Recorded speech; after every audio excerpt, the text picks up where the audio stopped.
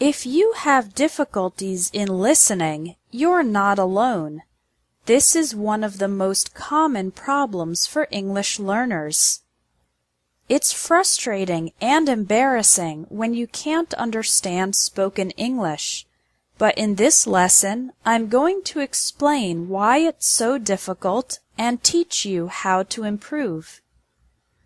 Listening to English and successfully understanding it is difficult for 3 reasons. First, many English words are pronounced differently from their written form.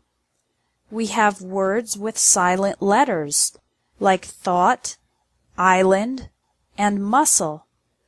Also, many letters can be pronounced in different ways, like the A in apple, father, and game. Second, when native speakers talk fast, we link the words together. Native speakers often connect the words when speaking fast. We don't pronounce every individual word clearly. So, the question, "How are you feeling today?" sounds like, "How are you feeling today?" "I'm going to have lunch" sounds like, "I'm gonna have lunch." This linking happens in all spoken English sentences, and it's one big reason that it's so difficult to understand. Finally, too little practice. Most students read too much and don't listen to enough English. But remember that babies and young children learn English by listening first and reading later. So English listening practice is essential. Okay, now that you know why listening is difficult, here is how to improve it. There are 2 ways, practicing every day and practicing the right way. Tip number 1 is to practice every day. Create the habit of listening to English for 15 minutes daily. Even if you're busy and you don't have much time, you can listen while driving to work or school, taking public transportation, exercising, or doing housework. Now, what should you listen to?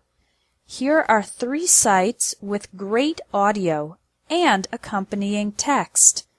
VOA Special English for American English News, for British English News and Lifestyle, and Ello.org for dialogues and conversations in many different accents of English. Tip number 2 is to practice the right way. What does this mean? Well, there is a right way and a wrong way to practice English listening. The wrong way to do English listening practice is to try to listen once, you don't understand every word and you get frustrated, so you give up and stop practicing after the first try. To do English listening practice the right way, the first step is to relax and know that it's completely normal to have limited understanding the first time you listen. You need to listen at least 3 times.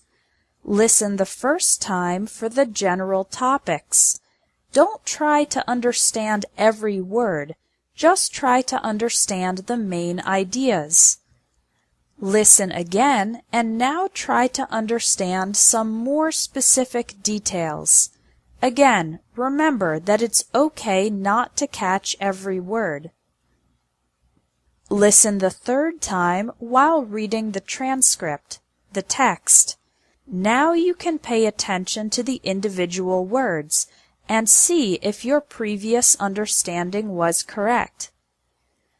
This type of listening, from more general to more specific, is the most effective way to practice and improve your English listening ability. Your action item for today is to try it. Go to one of the websites linked under this video and listen to one program 3 times. If you practice English listening every day for 15 minutes and you practice the right way, listening 3 times to the same audio from general to specific, your understanding of spoken English is guaranteed to improve fast. In this lesson, you'll learn why pronunciation is important, you'll practice some difficult words, and I'll also give you an important tip on how to speak more like a native. Consider this. If you are a beginner and you have a small vocabulary, but you have great pronunciation, then you can communicate simply but successfully. On the other hand, if you have advanced grammar and vocabulary, but your pronunciation is bad, then other people won't understand a single word you say. That's why good pronunciation is essential for speaking fluent English. Improving your pronunciation also increases your confidence, because you know that whenever you speak, other people will understand you. The key to improving your pronunciation in English is lots of repetition and practice. Just like physical exercise makes your body stronger, pronunciation practice trains your mouth to speak English correctly. Let's practice right now. Here are some words with similar sounds, which are difficult for many English learners to pronounce. Listen to each word and repeat it. It, eat, share, chair, wait, wet, bad, bed, ice, eyes, right, light, free, 3, they, day. For more practice, you can click the links to pronunciation lessons under the video, but I want to finish this lesson with a tip for speaking English like a native. You probably already know that individual English words have stress. For example, the word English has the stress on the first syllable, ing. The word improve has the stress on the second syllable, prove. In natural spoken English, complete sentences also have stress. Let me show you an example. Listen to this sentence and try to identify the strong words. On Saturday, he went to a dance party on the beach with a few friends.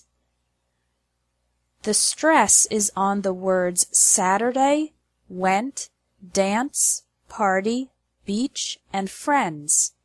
On Saturday, he went to a dance party on the beach with a few friends. This is the general rule for strong and weak words in English sentences. Strong words include nouns, main verbs, adjectives, adverbs, and negatives like don't, didn't, can't, won't, and never. Weak words include pronouns, forms of the verb to be, prepositions, articles, auxiliary verbs, and conjunctions.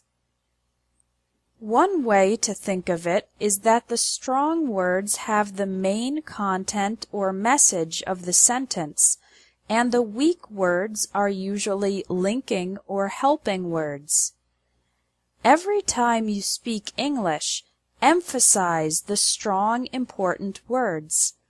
This will make the rhythm of your spoken English sound more natural, and you'll be speaking English more like a native speaker.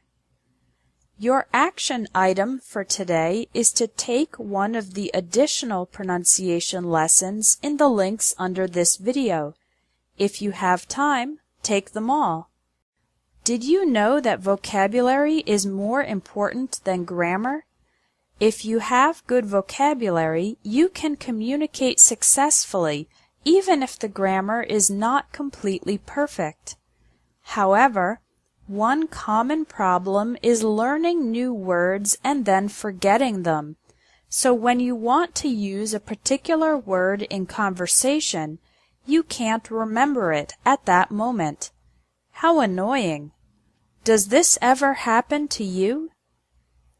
The reason for this difficulty is that most students try to learn vocabulary by studying lists and dictionaries and memorizing the words. But this is not effective unless you naturally have a very good memory. The best way to learn vocabulary and remember the words successfully is to learn new words and use them immediately. You can do this with a very simple exercise. Every time you learn a new word, for example, from an English lesson or an article, write it down in your vocabulary notebook. Writing is more active than just reading a definition. You should write the word, the definition in English or translation, one example sentence from the article or dictionary, and one example sentence that you create. Imagine you just learned the word generous. Write in your vocabulary notebook, generous, adjective. Definition: when a person gives time or money freely. Example 1, from the article. Thanks for paying for my dinner. You're very generous. Example 2. My example. My brother is generous because he volunteers at the animal shelter on weekends. It's best if your example sentence is true or relevant to your life, because this creates a personal connection with the new vocabulary word. The next day, read your vocabulary notebook again and try to add one more example sentence using the new word. This helps establish it even better in your memory. These two simple steps, writing the word and using it immediately, help your brain remember and help you use new words. Do you have a vocabulary notebook? If not, start one today. Your action item for today is to read a text in English, identify 5 new words, and do this exercise. Write the word and its definition and use it immediately in an example sentence.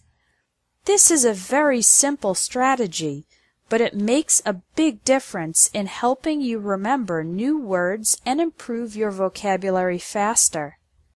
Do you ever feel shy and nervous to speak English? Are you afraid of making errors when you speak? This problem is especially dangerous. If you feel nervous, then you don't practice speaking. If you don't practice speaking, you won't develop confidence, and no confidence means you feel even more nervous. The result is that you can read, write, and listen to English, but you can't speak. What's the solution? Practice speaking frequently in low-pressure situations. What's a low-pressure situation?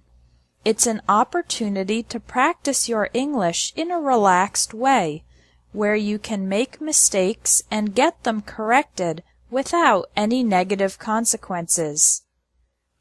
Examples of high-pressure situations are oral exams, job interviews and telephone calls, and official meetings and presentations. Examples of low-pressure situations that are perfect for practicing include talking to yourself, "It seems ridiculous, but it works," and talking with an English-speaking friend. What if you don't have any English-speaking friends? Well, you can find an English conversation partner online if you join a conversation exchange. On these websites, you can find an English speaker who is studying your native language. During the practice, you and your partner speak English half the time and speak in your native language half the time. You can help each other and correct any errors. Visit the Conversation Exchange websites under this video to find an English-speaking partner. When you do more speaking practice in low-pressure situations, you increase your confidence. When you increase your confidence, you feel less nervous. And this makes you want to practice speaking even more. The result is that you're confident to speak English in any situation. Now let's talk about how to avoid common English errors. Although your conversation partner can help correct your mistakes, one of the fastest ways to increase your confidence and improve your speaking is to learn the most common errors in English. The ebook 100 Common Errors in English gives examples and explanations of the most common mistakes that English learners make when speaking and writing. These errors are made by students from beginners to advanced learners, so you are sure to benefit from this book no matter what your level. If you know how to avoid the most common errors in English, you can speak more confidently without being afraid of making a mistake. Your action item for today is to download a free sample of the book 100 Common Errors in English and read it. If you like the sample, you can buy the complete ebook for $15.